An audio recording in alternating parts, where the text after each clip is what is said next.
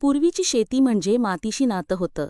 शेतीसाठीची बैलजोडी, नैसर्गिक खतं आणि शेतीमधलं श्रमाचं समाधान.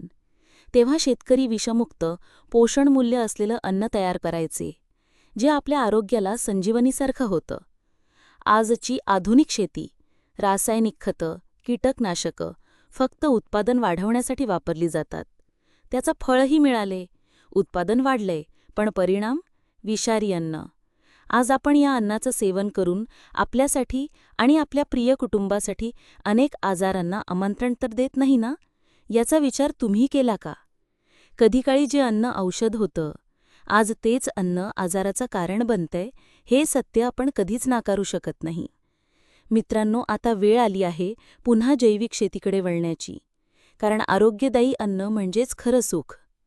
अधिक उत्पन्नामुळे सुख नाही, आजार येतायत. काळजी करू नका, ऑर्गॅनिक ऑपॉर्च्युनिटीज तुमच्या सोबत आहे. आम्ही तुम्हाला मदत करू. आजच संपर्क करा. डॉक्टर प्रकाश मगर, 9326107373.